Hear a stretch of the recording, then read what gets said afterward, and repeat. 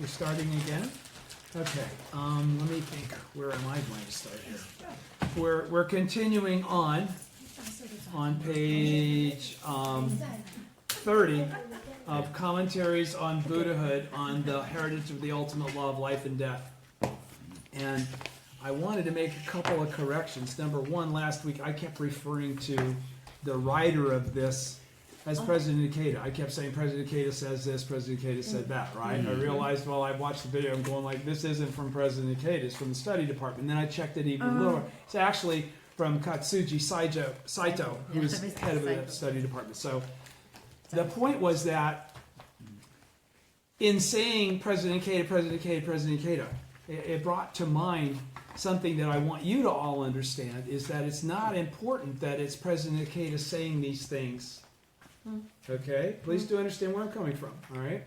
What I'm trying to say is that when any of those people like Nagarjuna or Tentai or Myolo or Dengyo or Nichiren, whenever they quote the sutras, would they ever? They would refer to the Buddha said, right? Okay. They never said, according to Ananda, this is what the Buddha said. Okay. Just like anytime anybody ever referenced Tentai, they didn't ever say, by the way, according to Chang'an, this is what Tentai says. This is Tentai's teaching. Do you understand? When we read the orally transmitted teachings, do we say, according to Nico, this is what Nichiren said? No. Okay, we don't, but a lot of other people do. All right? So the point is that the truth is that this heritage is what we're talking about. This correct lineage of understanding is what we're talking about. All right? So it's not so much the originator as much as it is the correct interpretation for this time. Okay? Because we have a continuously changing environment in which the law is being propagated, right? Now, people occupying it have different natures. I mean, we're now into the latter day of the law, right? What's the distinguishing thing about the latter day of the law? We're all stained with the 5 impurities. Okay? That's what all the people of the latter day are born as, okay? So it's not about some sort of hyper purity. So when I say President Ikeda, Mr. Saito, I'm sure, is a disciple of Daisaku Ikeda, as I am. That's why I can say this almost as though I were saying it. When I read it, you can tell by the way I read it. I totally agree and believe everything that I'm reading, right? It's not out of some discipleship or some circumstance of hero worship in President Ikeda. It's actually what President Ikeda has been teaching, what the Soka Gakkai has been teaching, what I've been practicing for 46 years, has shown me the proof of actual fact as to why I'm able to absorb and appreciate what's being said and be in agreement and get behind it. It's not because I'm not an SGI member. You know, I haven't practiced with the SGI for 20 years. Okay? But I support completely everything the SGI is doing. For those of you that don't realize this, you know, I couldn't do this if I was a part of the SGI. I would be circumventing, I mean, it would be, I'd be stepping on some serious toes to be doing this if I was a part of the SGI without getting sanctioned or whatever you want to call it. Yeah, trust me, I've been there, done that. All right? Hatred and jealousy abounds even in the Soka Gakkai. Okay? So these are the realities that President Ikeda, and again, the study department, you're going to read for the next 40 years. Daisaku Ikeda is going to be gone. At some point, I'm going to be gone. This is all about, everybody needs to find a mentor.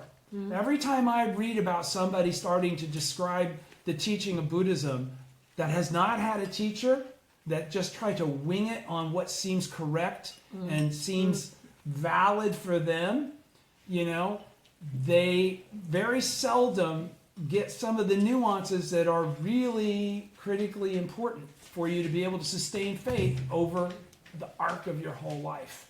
Okay? And what President Ikeda is what Mr. Saito is going to continue to stress here is the importance that we have ever deepening faith. Now, what's ever deepening faith?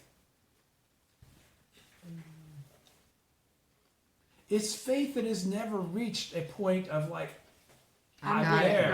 right. Okay? Right. It means ever deepening relationship with the law, ever deepening wisdom as it relates to a contemplative desire to seek that. First of all, you don't become wisdom if you don't seek wisdom. Right. You don't become wise if you don't seek wisdom. Right. Wisdom comes from an overt effort to study and understand and mostly challenge yourself. Okay? Because that's where most of the wisdom comes from. It's the application of the teaching in your daily life. Right? That means you're utilizing it to overcome challenges. You're utilizing it ultimately, though, for the sake of proving the validity of the teaching. Because that's what you karmically came here to do as a bodhisattva of the earth.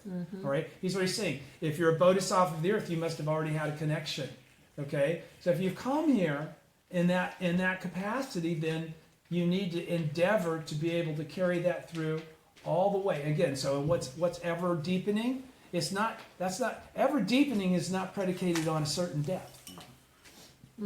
It's advance. Okay? The depth for one person might not be as deep for another person. That's not important. The reality is the heritage is sustained based on faith. That faith that propels ever deepening faith and understanding. There are three different kinds of people, superior capacity, middling capacity, and inferior capacity. All three are Buddhas. Doesn't matter, right?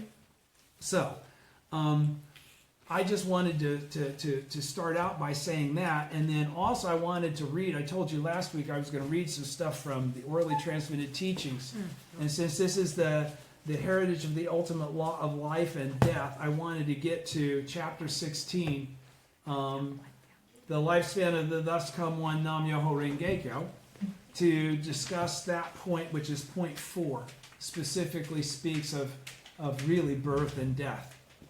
And so on page 127 of chapter 16, lifespan chapter of the orally transmitted teachings, point 4. Point 4, regarding the passage, the thus come one perceives the true aspect of the threefold world exactly as it is. Okay, so what's that mean? What's that say? The thus come one. Children. Well, no, are you not the thus come one? And me? The thus come one is enlightened one. Okay, somebody that has become enlightened to the truth. Right. All right. So when we talk about Buddha, just last week, didn't we discuss? Part of the first thing that you got to figure out and get your head around is that there's no separation between Shakyamuni Buddha, you, and Nam-myoho Renge-kyo, right? So understand that point. All right. So when he says the thus come one perceives the true aspect of the threefold world exactly as it is, what is it basically saying?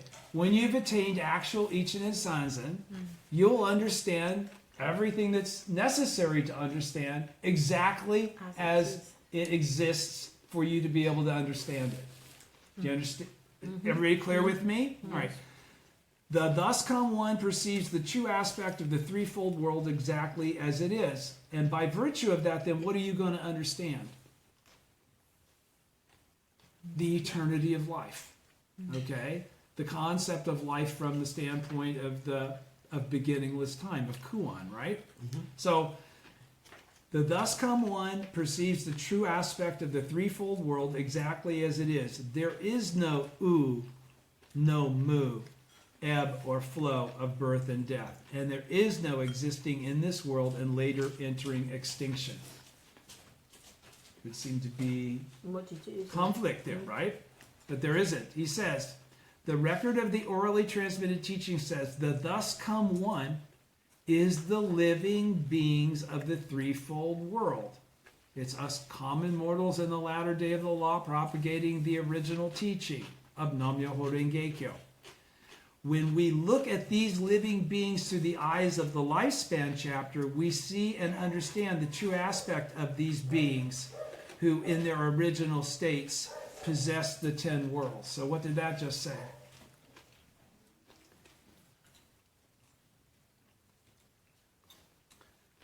Okay. The thus come one is the living beings of the threefold world. So who's that?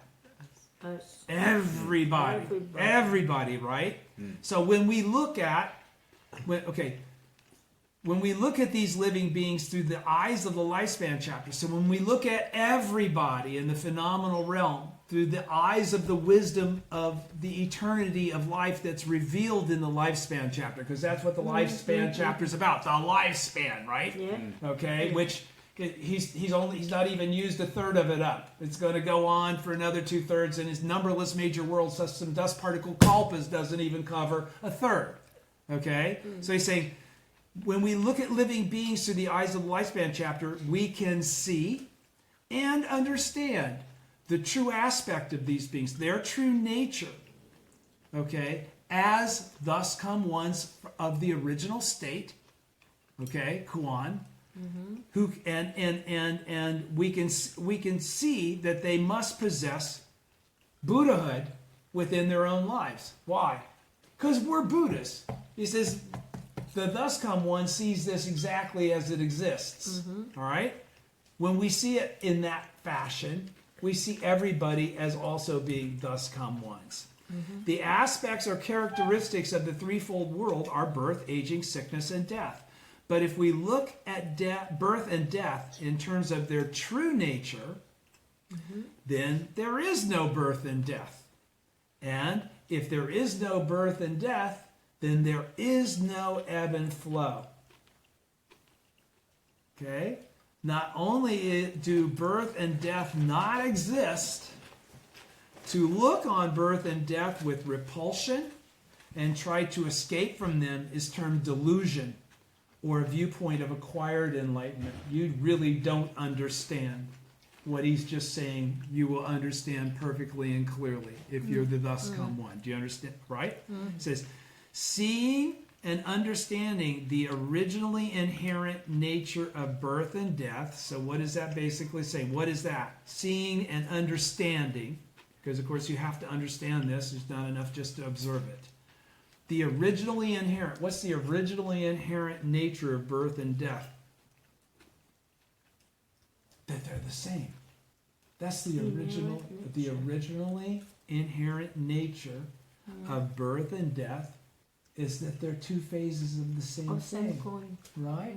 Okay, they're not two different things. No, they are not separated. They're not. Right, they're There is not no two flow. different things. They're the same thing, two different aspects of the same thing. That's why we're not to be repelled, afraid, or worried about it. Right? That's what he's saying. And he's saying to be able to see and understand that is termed awakening or original enlightenment, because you perceive the truth of the original state. Now, when Nichiren and his followers chant Nam-myoho Renge-kyo, they realize the originally inherent nature of birth and death and the originally inherent nature of ebb and flow. We may also say that non-existence, mu, and existence, u, or non-substantiality and temporary existence, birth and death, ebbing and flowing, existing in this world, and entering extinction are all, every one of them, actions of the eternally abiding inherent nature. Everything goes through that phenomenal realm, but is not destroyed, does not become extinct, and reappears again after they've entered a state of latency. Okay, right? Non-existence, he continues on page 128, indicates the actions of Myoho Renge-kyo are none other than the Dharma realm. Non-existence indicates that the actions of Myoho Renge-kyo are nothing other than the Dharma realm. Existence indicates that hell, just as it is the total entity of the wonderful law originally endowed with the 10 worlds. Now, what's he trying to explain there? I'll continue. Birth indicates the wonderful law appearing as birth in accordance with changing circumstances. Death is death as seen through the lifespan chapter, in which the Dharma realm is at the same time the true aspect of reality. Because there is no ebb, there is no entering extinction, And because there is flow, there is existing in this world.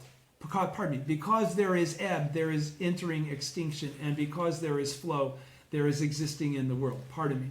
Thus, in terms of the three truths, what are the three truths? Nagarjuna.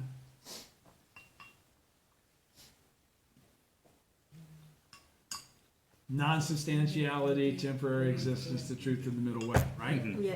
Thus, in terms of the three truths, non-existence, death, ebbing, and extinction represent the truth of non-substantiality or emptiness.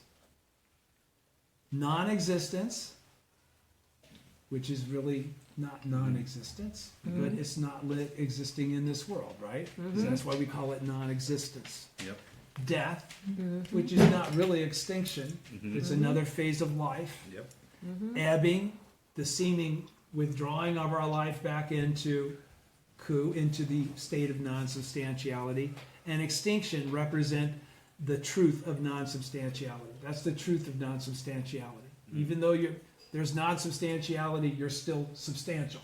You still exist as a karmic influence. Do you understand? You didn't die. You didn't enter extinction. You didn't ever no longer exist. Is everybody with me? Yeah. All right, okay. So that they represent the truth of non-substantiality or emptiness. Existence, okay, but what would that existence be? Temporary. All existence is temporary, right? It's existence, birth. That's how we enter that state of temporary existence. Flowing, which is that back and forth eternally from the beginningless time into the beginningless future. We come in and out of non-substantiality and intertemporary existence, right? We have lifetime after lifetime after lifetime, okay? And we're constantly coming into contact with the things that we come into contact with because of a relationship that exists with them prior to this moment. Okay, you with me? Right? In other words, you don't go into planet Z and there's a bunch of 15-headed dudes that you've never met before or something like that. I don't know that we'll all look the same, but we're all gonna hang again. Why do we hang now? Because of this same fact. What he's talking about will be repeated in our next life is already being repeated now in this life. That's the whole point. All right, so existence, birth, flowing, and existing in the world represent the truth of temporary existence. And the true aspect of the threefold world that the thus come one perceives exactly as it is the truth of the middle way. The fact that it's neither one of those all the time. In terms of the three bodies, non-existence, death, ebbing, and extinction represent the eternally endowed reborn body. Existence, birth, flowing, and existing in the world represent the eternally endowed manifested body.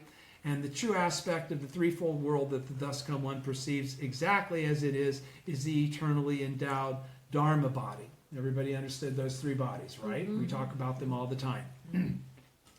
These three bodies are our own single bodies.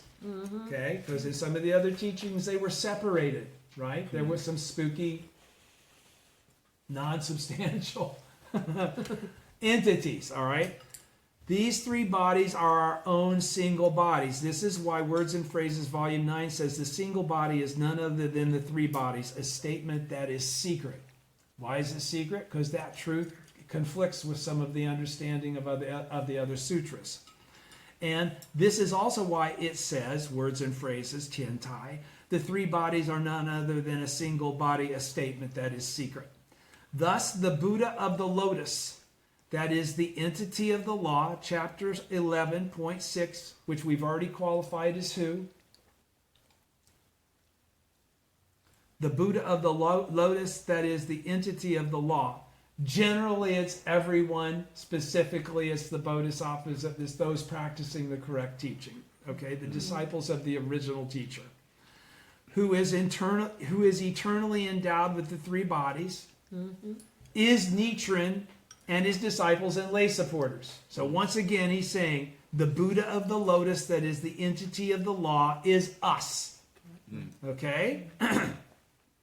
That is because they embrace the title of honor Nam-myoho Renge-kyo. Okay?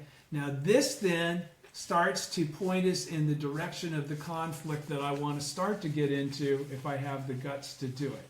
I'll try as I read, I'll decide when I want to jump in to qualify that. Because that didn't say members of the Soka Gakkai did it.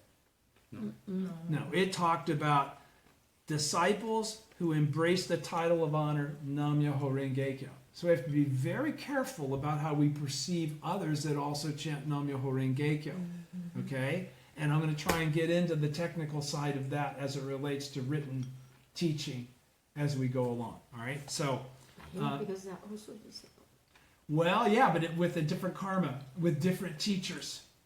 Okay? And actually, again, what the real merit would be for anybody that is embracing this on this basis is the proof of actual fact. They've been able to utilize Nam-myoho Renge-kyo for the purpose of not only the substantiation of the theoretical or doctrinal teaching, but the proof of actual fact, the proof of actual power in your life, gaining benefit, overcoming obstacles, defeating the 3 obstacles and the 4 devils, practicing to the last moment of your life. That's all included in that. All right?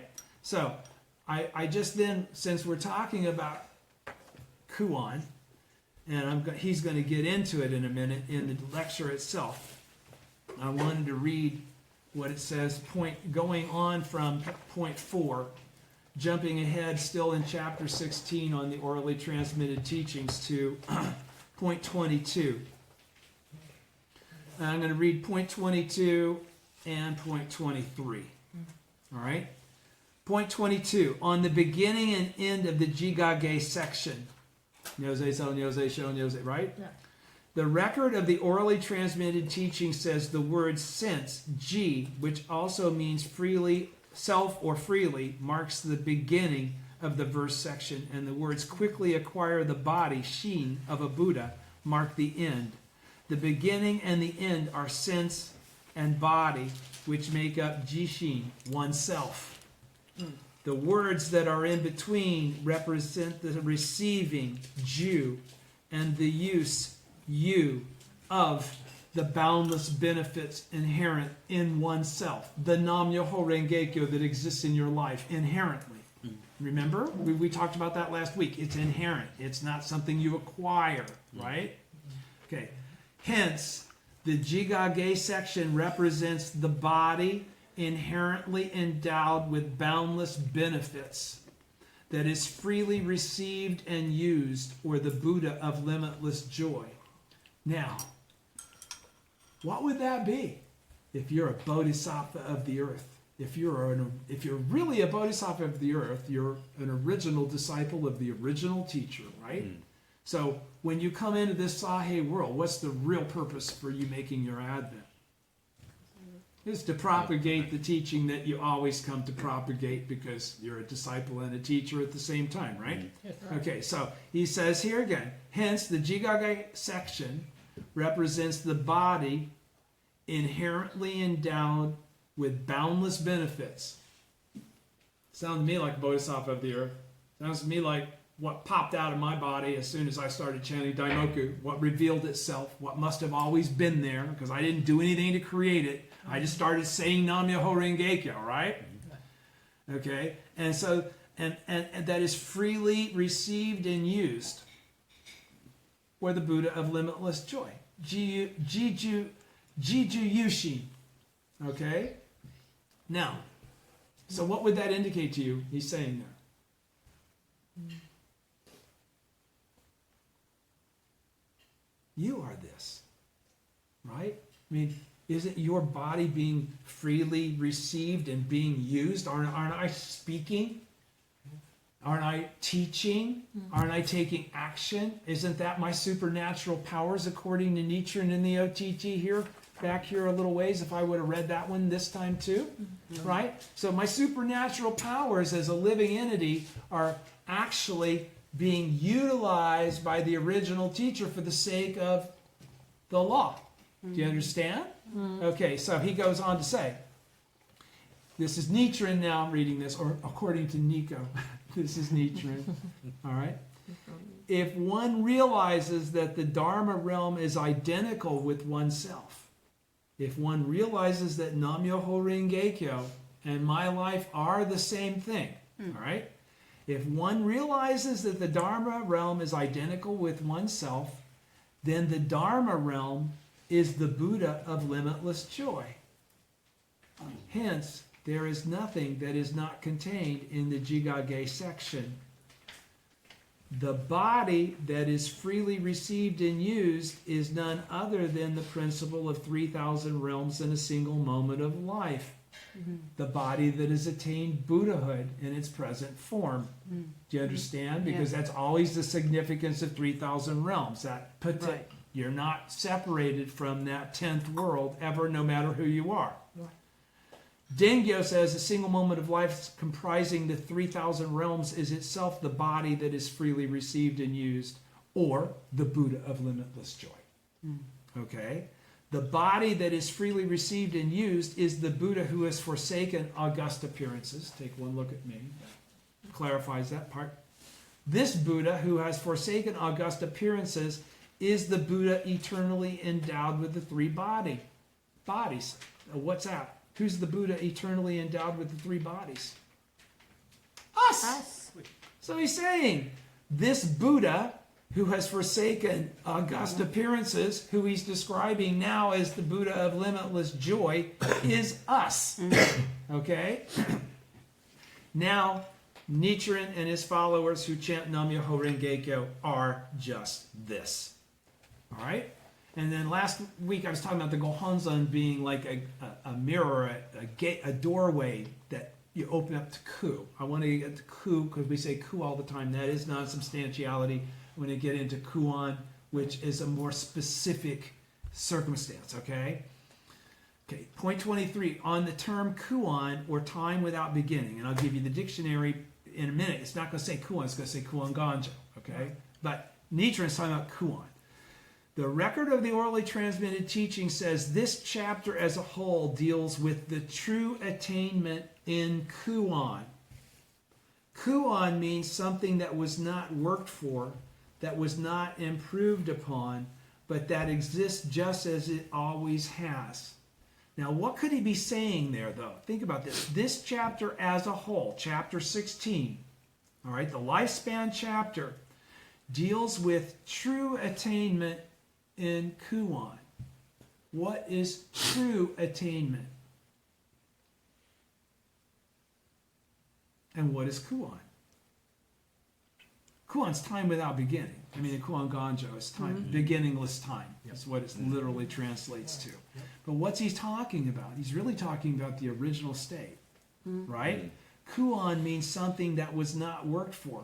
Were you a bodhisattva doing things that provided fortune? No, this is your innate, original state of life. And what he's qualifying here is it already included Buddhahood. From the very beginning, there's never been a time where you attained Buddhahood and then retained it forever and ever. Okay? The Buddhahood was already always there. It's whether or not you revealed it. And if you revealed it, you'd be karmically capable of revealing it forever and ever and ever. But it would always be there whether you ever revealed it or not. So let me go again. I've said all that. Let me just read what Nichiren says. The record of the orally point 23 on the term Kuan, or time without beginning. The record of the orally transmitted teaching says this chapter as a whole deals with the true attainment in Kuan. Kuan means something that was not worked for, that was not improved upon, but that it exists just as it always has. That has to be the original state. Karmic free. Okay? Just as it always has. So you've not been able to defile it. That's the whole point of Kuan. The Kuan is original state. Exactly. Yes. All right? Voila. That's what I was trying to make clear, and I must have because you took the words out of my mouth. Thank you. Because we are speaking here of the Buddha eternally endowed with the three bodies. Now, what's that then? It's us. That's all of us, but only those of us that are awakened to this, okay? It's theoretical until we awaken to it, right? Okay. It exists, but it's Yeah. not actualized. Right. Because we're speaking here of the Buddha eternally endowed with the three bodies, it is not a question of something attained for the first time at a certain time, woo, or something that was worked for. So the Buddhahood that we reveal is the original state. It's not something that was given to us because we were the disciple. It's gained because It's gained because we're the disciple to learn the mentor's wisdom, to learn the true teaching, the correct teaching, right? Okay, because we're speaking here of the Buddha eternally endowed with the three bodies, it is not a question of something attained for the first time at a certain time or of something that was worked for. This is not the kind of Buddhahood that is adorned with the 32 features and 80 characteristics like the Buddhas depicted in the sutras that are otherworldly. Okay? We've abandoned the august form. We just said that a minute ago, right? We're chill just like we are, right? We don't have to glow and have golden bodies and all that shit. Nobody take us seriously. I think it was Halloween or something. Because we're speaking here of the Buddha eternally endowed with the three bodies, it is not a question of something attained for the first time or at a certain time or something that was worked for. This is not the kind of Buddhahood that is adorned with the 32 features and 80 characteristics or that needs to be improved on in any way. There's nothing to go beyond once you attain actual Ichen and Sanzen as it relates to something more to be revealed. Ever deepening faith in daily life in the 9 worlds, yes, that's part of your Buddha reality, okay? But there's no greater wisdom for you to achieve than the wisdom of Nam-myoho Renge-kyo. This is the point. This is not, okay, because this is the eternally endowed, because this is the eternally abiding Buddha in his original state, he exists just as he always has. This is what is meant by Kuan. You in your original state, inseparable from the life of Nichiren Daishonin, the original state. Got it? Kuan is Nam-myoho Renge-kyo. And true attainment means awakening to the fact that one is eternally endowed with the three bodies. Awakening means, true attainment means awakening to the fact that you are already the Buddha, that you've always been the Buddha, that the original state is Buddhahood. All right? That's all from the OTT. Then, real quick, and I say real quick every time, never is. Let me see, I've got so many things marked here. Let me see what I want to still try and talk about. Most important one was, I don't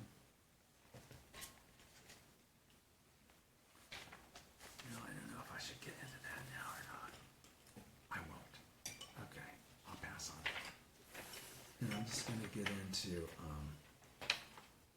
hang on, these are all supposed to be marked. Coup.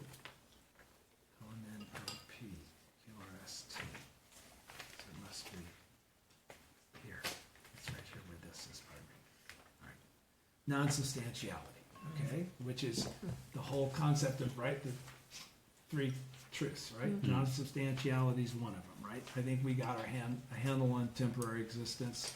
We experience it pretty freely. So the definition of non-substantiality or shunyata, Mr. Lee has asked specifically about this question. All right, so Mr. Lee, this is my answer for your question when you asked what does Nichiren's Buddhism think about non-substantiality. You didn't say non-substantiality, you said shunyata. I knew what you meant. A fundamental Buddhist concept, also translated as emptiness, void, latency, or relativity. The Sanskrit shunya or shunyata means emptiness. Shunya also means empty and empty of.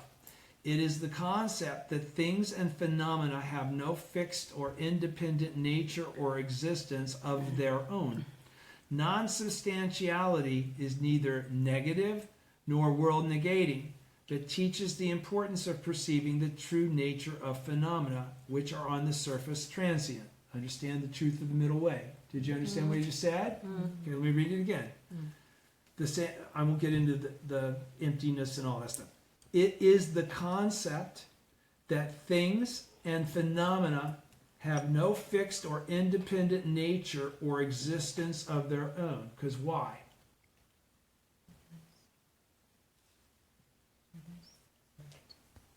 Think.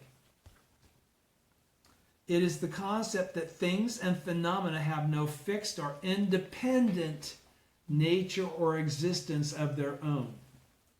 They don't exist because of themselves. Right. Nothing exists because of itself. Mm-hmm. Everything exists only because of everything else.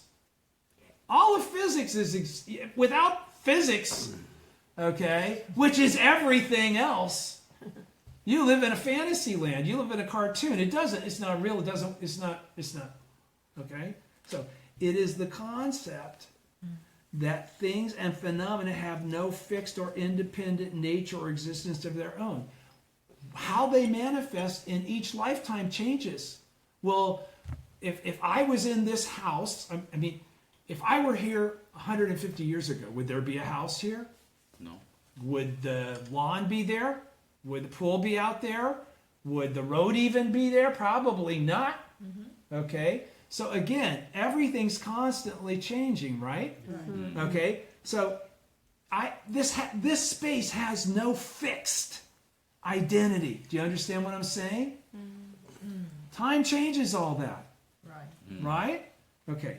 Yes, you have the fixed identity of being an original of the original state. Right. But no temporary existence has a fixed independent nature of what it is or why it exists. It is a combination of the karma of the thing that it is in association with the dependent origination of everything else that it's surrounded by. Did you follow that? Yes. Do you understand what I'm saying then, right? Right. Okay, so then this will make sense if you did understand that. It is the concept that things and phenomena have no fixed or independent nature or existence of their own because of themselves. Right. Okay? Non-substantiality is neither negative nor world negating. So this isn't something that says, no longer exists. Non-substantiality, you're no longer in the phenomenal realm. Or world negating, but teaches the importance of perceiving the true nature of phenomena, which are on the surface transient. To understand nothing is fixed. Everything is always changing, right? The Wisdom Sutras developed the Mahayana concept of non-substantiality, and Nagarjuna systemized it based on them. The concept originated in connection, and these are the three truths, right? So this is going back to Nagarjuna. This is what we're talking about.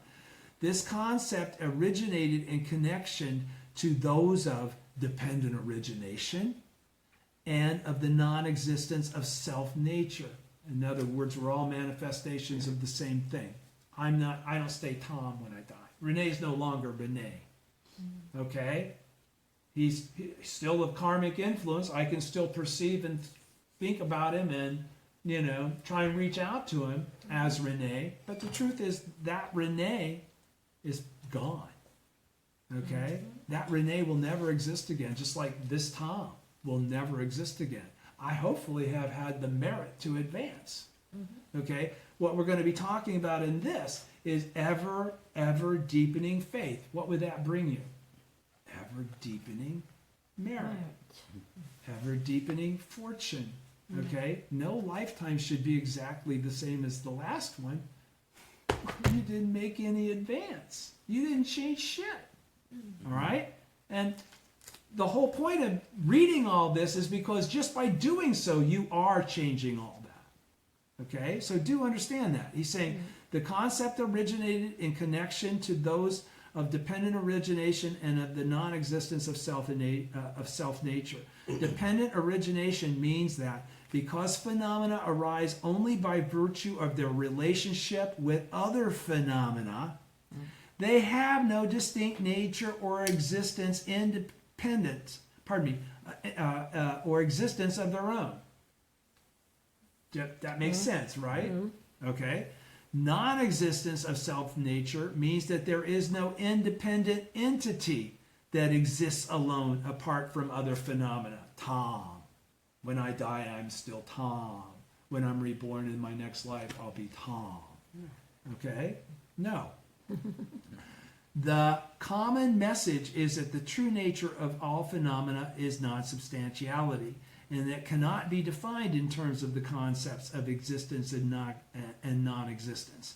Nagarjuna explained it as the middle way, a perspective that regards the categories of existence and non-existence as extremes and aims to transcend them. The practical purpose behind the teaching of non-substantiality lies in eliminating attachments to transient phenomena and to the ego or the perception of self as an independent and fixed identity. Did you understand that? Okay. Then, without going any further into more gobbledygook, I'll just stop there and go on to this. All right, so we're going now back into Commentaries on Buddhahood, the Heritage of the Ultimate Law of Life. We're going to start on page 30. This starts out with maintaining one's faith for all eternity. And does anybody remember where we were last week when we started, before we left off where we are right now? Okay. The message of last week's discussion was life is the entity of Myoho Renge-kyo, right? And this is where we talked about, he says in the first paragraph, starting with this passage, Nichiren Daishonin outlines three, this is on page 20, 10 pages ago. Starting with this passage, Nichiren Daishonin outlines 3 points regarding the kind of faith that enables people to receive the heritage of the ultimate law of life and death. Okay, which is what we're discussing, right? And once again, what is the heritage of the law of life and death? What is the law of life and death? Nam-myoho Renge-kyo. What is the heritage of the law of life and death then? To be able to receive Nam-myoho Renge-kyo in every single lifetime. To be able to base your life on Nam-myoho Renge-kyo in every single lifetime. That's to maintain and receive and maintain the heritages, to receive or to initiate the fortune to function as a bodhisattva of the earth. All right? So, he's saying that there are 3 points. What we discussed last week when we talked about Shakyamuni's life and Nam-myoho Renge-kyo and the life of Nichiren Daishonin, our lives, all the same thing, right? That was the first of the 3 things. Now this is the second of the 3 things, starting here on page 30, with maintaining one's faith for all eternity, is where we'll start reading.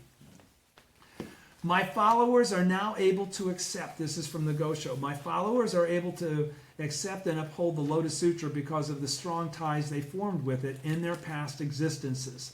They are certain to obtain the fruit of Buddhahood in the future.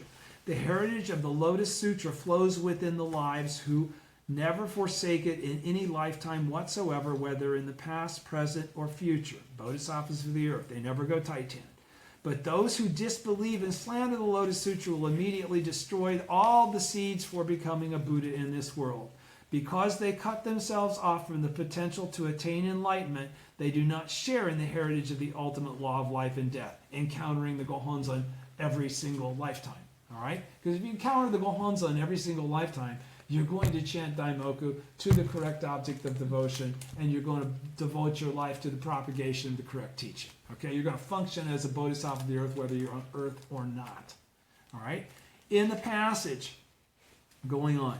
In the passage, Nichiren Daishonin explains the second condition for individuals to obtain the heritage of the ultimate law of life and death, the continual, never retreating faith for past, present, and future. So, what is the heritage of the ultimate law of life and death? It's the continual, never retreating faith for past, present, and future. Like I said last week, mugi washing over and over again. Doubt-free faith. Eternal faith, in terms of this single lifetime, means to continue embracing the Lotus Sutra, the teaching of Nam-myoho Renge-kyo, throughout one's life without backsliding. Now, what's backsliding?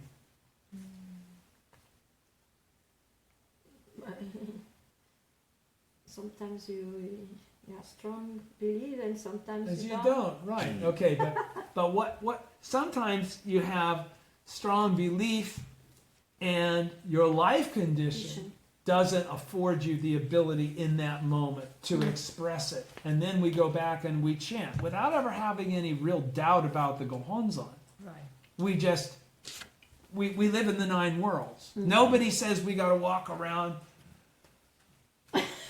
like George M. Williams used to, right? He looked like Superman all the time. He was always like, wow, man, what do you want? I want some, all right?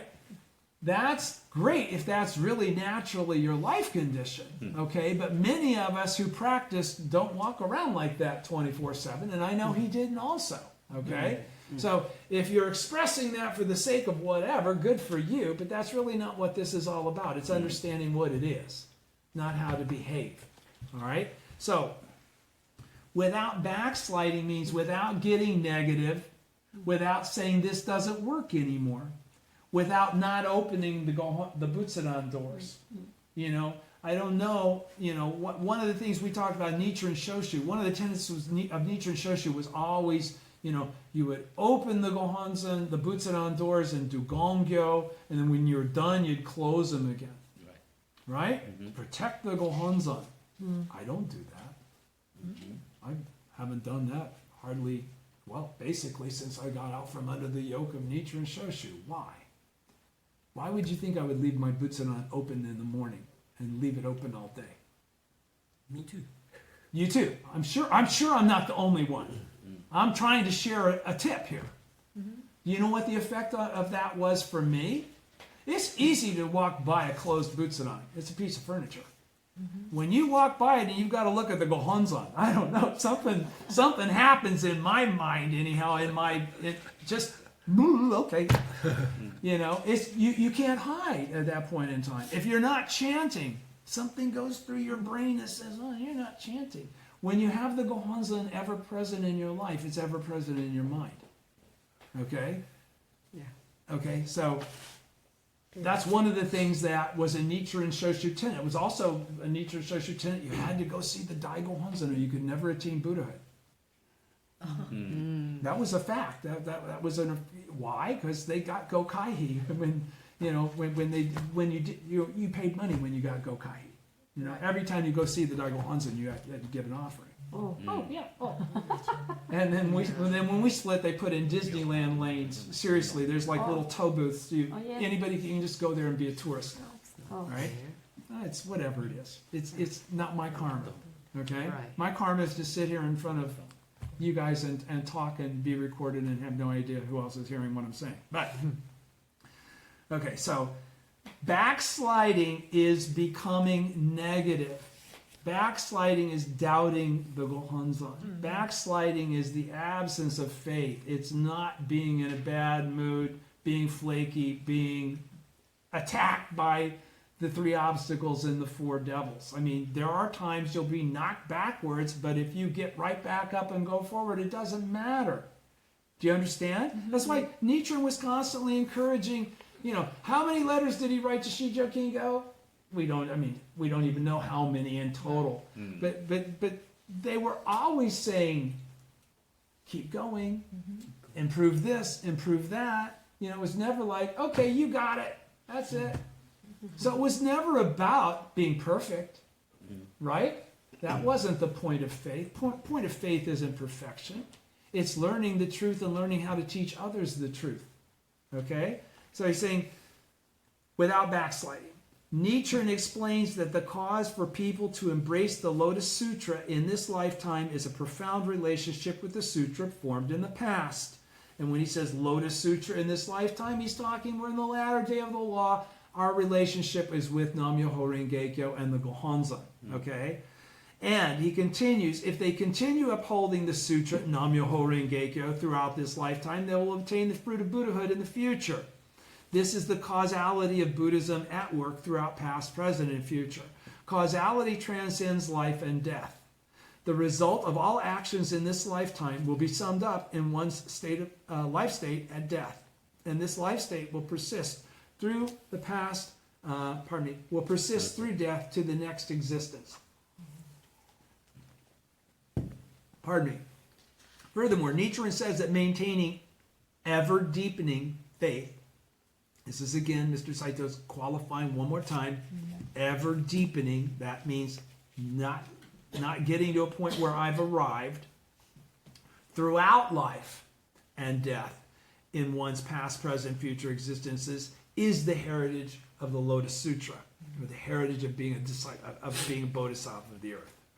Traditionally, the transmission of the Buddhist heritage was regarded as a face-to-face transmission of a teaching from teacher to student. That was traditionally, right? So Sai Rinpo asked this whole question because he wanted to know, what's your scoop?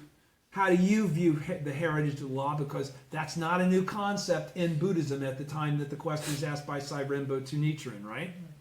He says, Nichiren, however, clarifies that the true meaning of the heritage of the Lotus Sutra lies not in such formality, but in each person's serious, continued faith. So what does he break down the heritage to? Is a function of an organization or a source of power or a religious authority? No, it's the individual's relationship in aspiring and taking action to actualize what the teaching says they should be doing, which is ever deepening faith, right?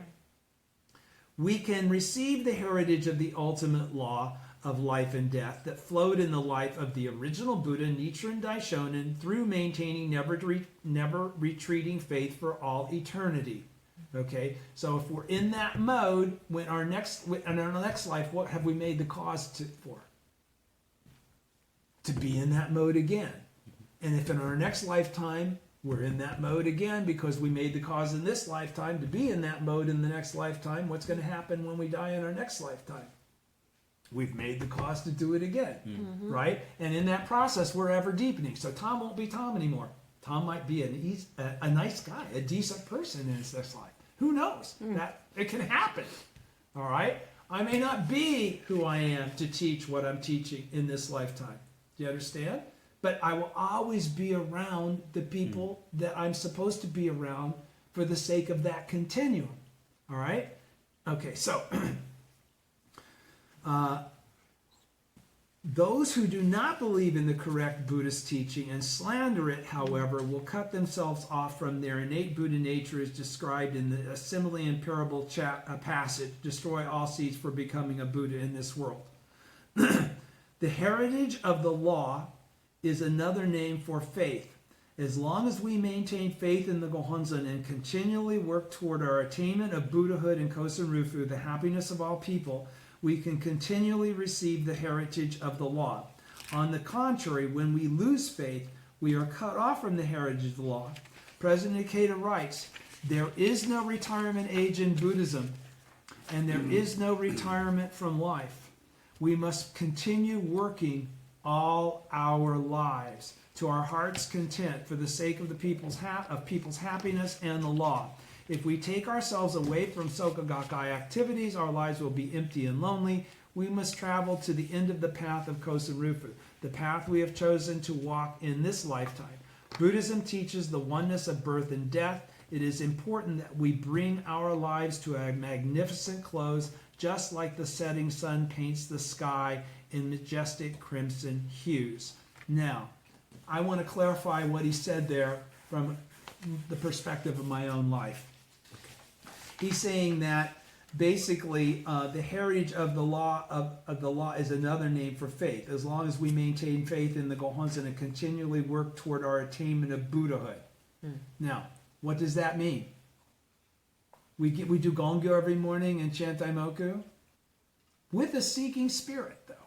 That's the point. Yes, it's not just those two things. It's advancement. Continually work toward our attainment of Buddhahood. That's daily life faith, but not daily life faith without a consistently strong prayer for growth. You're trying to be the Buddha in your present form. For what reason? Help the others. To make everybody else equal to yourself. Right? That's the only reason in actuality. All right?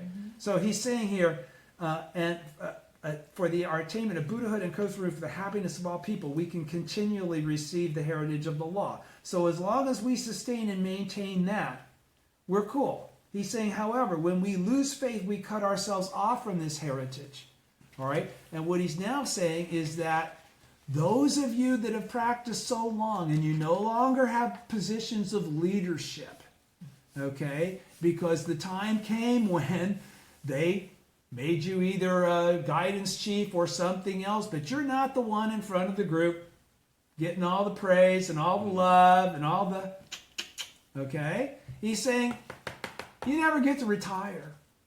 You know, Mr. Koshikawa is a perfect example of that. Mr. Koshikawa, to the last moment of his life, I'm sure, is going to be out there doing what he can, no matter what that is, to try to advance the understanding that he wants to share with people about this Buddhism. Yes. Okay? Period. That's what we should learn from Mr. Koshikawa. Okay? And that's what President Ikeda is trying to express to us. The fact that we never take time off, we never get to retire. We may not be able to see anymore. We should still be available to speak. Okay? We should always care about the people that we've trained and to chant Daimoku for them. We're never regressing. We're never hanging it up and waiting to die. This is the real key. We're not waiting to die. All right? And he says, if we take ourselves away from Soka Gakkai activities, our lives will be empty and lonely. Well, I don't have a lot of Soka Gakkai activities in my life right now, and it's not empty and lonely. But I can also say that I am doing a Soka Gakkai activity in a way. It's what I'm saying and doing to the people that are receiving what I'm saying as encouragement and deciding to encourage me to continue. All right? But even when we weren't doing this, I never stopped studying. Okay? When I say I haven't been practicing with the Soka Gakkai for 20 years, it doesn't, in that 20 years I've done more studying than I did in the previous 26 years that I was practicing with the Soka Gakkai. So I have not retired. Okay? That's really what he's talking about. Do not, this is like no retreat. That's really the message of that paragraph. Do you understand what I'm saying? Okay. For those of you that don't practice with the Soka Gakkai, I wanted to throw that in there. Okay, going on to page 33. This is point 3 of the 3 things that we all got to do. And I'm going to read this because we didn't start. It's not that long. It's only another 2 or 3 pages. All right, he says, all disciples and lay supporters of Nichiren should chant Nam-myoho Renge-kyo with the spirit of many in body but one in mind, transcending all differences among themselves to become as inseparable as fish in the water in which they swim. This spiritual bond is the basis of for the universal transmission of the ultimate law of life and death. Herein lies the true goal of Nichiren's propagation. When you are so united, even the great desire for widespread propagation can be fulfilled. But if any of Nichiren's disciples disrupt the unity of many in body and one, but one in mind, they would be like warriors who destroy their castle from within. Okay, so when it comes to the unity of faith, the unity of the believers, okay, what is that really based on?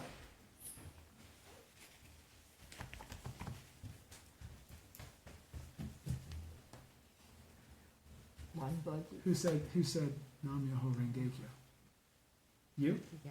Good girl. No, it is. It's based on Nam-myoho Renge-kyo. It's not based on a school. There was no school when Nichiren was writing any of these letters. No. And as he wrote all these letters, he was writing them to the ability of the person that was receiving, that had received the truth. Sometimes he's talking about spooky shit like there is people partying in Ku. Okay? Other times he's straight up saying, no, what that really means is this. No, this is what that means. Okay? So, again, you can't make that distinction in reality in the absence of assessing it on the basis of action. It's not about what club you belong to. Do you understand? If the Gohonzon is really the life of faith of our life, okay? There's no separation between us and the Gohonzon. Then what is that object of devotion when somebody has that correct understanding of it? Does it matter if it was a Nitatsu Shonin Gohonzon Or, I mean, a lot of people, Nichiren Shoshu, for instance, would consider our Nichikan Shonen Gohonzon counterfeit. They call it a counterfeit Gohonzon all the time. Counterfeit, counterfeit, counterfeit. Well, if that Gohonzon's counterfeit, man, I got some plates that had passed the U.S. Treasury, as far as my skill at counterfeiting. Because that Gohonzon is not based on who exactly, okay? Who wrote it or Or who, no one has an authority over my faith. This is the point. There's, there's no but it doesn't legal, there's there's no nobody owns existence, this. Yeah. Nobody owns this. It's legal, it's available for all of us, right? So the point is that when we talk about unity of purpose, we have a unity of purpose. If you talk to somebody that practices with Nichiren Shoshu, they would be talking about establishing Kosen Rufu. Okay? We also speak of talking to Nichiren Shoshu. Now, though, there would be a lot of people in Nichiren Shoshu that would immediately condemn Daisaku Ikeda because he opened up dialogue with Nichiren Shu, which happens to still be the government, most authorized. They've had the political connection forever, right? But Nichiren Shu, did Nichiren Shu perceive Nichiren in the way that we do? No, it's all about Shakyamuni Buddha. You replace everything that we say with Shakyamuni Buddha, okay? They think Gohonzon is not that big a deal. You could chant Daimoku to a statue of Shakyamuni just as easily. Wow. Right, they're the ones, when they talk about the big collections of all the Gohonzons that, Nichiren Shoshu would say, don't ever photograph Yeah. a Gohonzon.